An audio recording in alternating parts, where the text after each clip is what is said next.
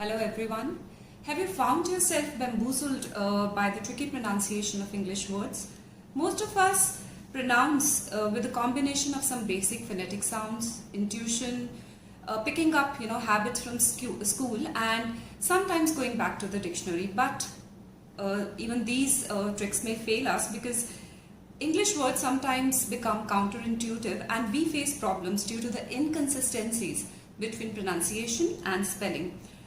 This is actually due to the mongrel nature of English language, as you might be aware of, that English has been derived from, it has its origins in so many other languages like Latin, Greek, French. So we see the influence of pronunciation of these languages over English words. In this session, I am going to tell you the right pronunciation of some food items which you might have been pronouncing incorrectly.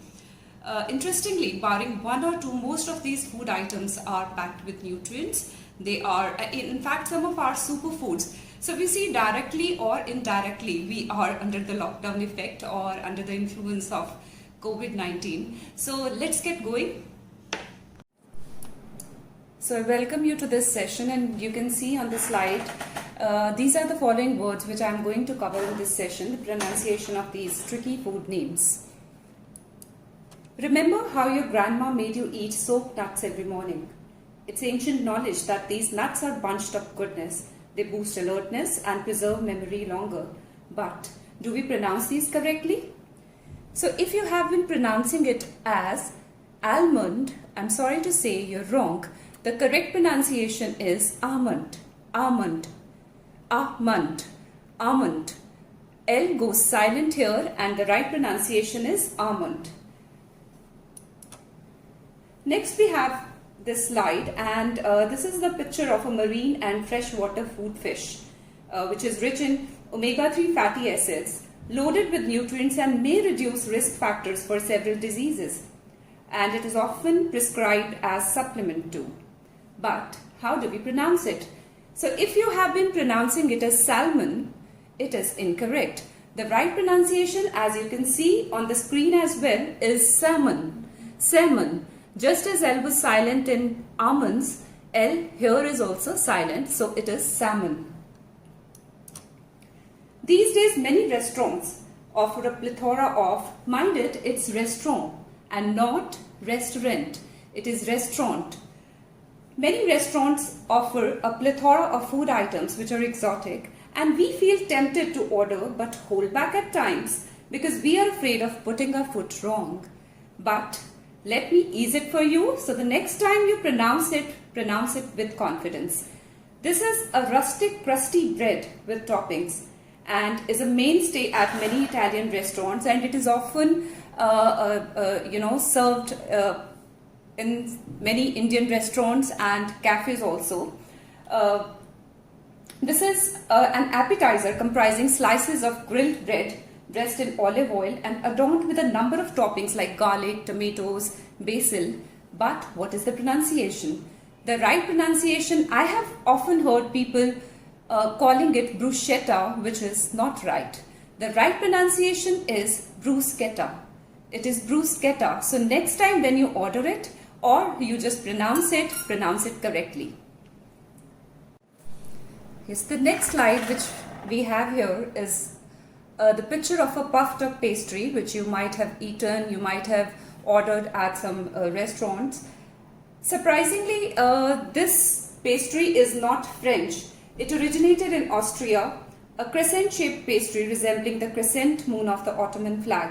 According to a legend, Marie Antoinette, who was the Queen of France, introduced the pastry to France out of her nostalgia for her Austrian heritage. The correct French pronunciation of this is croissant, croissant.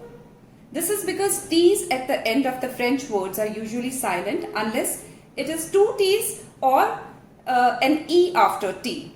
The beginning of the word is pronounced as quoi because that's the standard pronunciation for French words beginning with C-R-O-I. Got it? Some Americans do pronounce it as croissant, but the correct French pronunciation is croissant, croissant. Moving on to the next slide, we have the superfood. It is one of the world's most popular health foods considered a wonderful superfood. The quinoa, as we call it, we all know and love, is actually a seed, it's not a grain. It is gluten-free, high in protein, and one of the few plant foods that contain sufficient amounts of all 9 essential amino acids.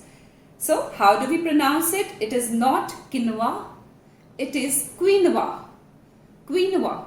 Just as we pronounce Quote as quote, quote, and not quote as in COAT. There is a difference.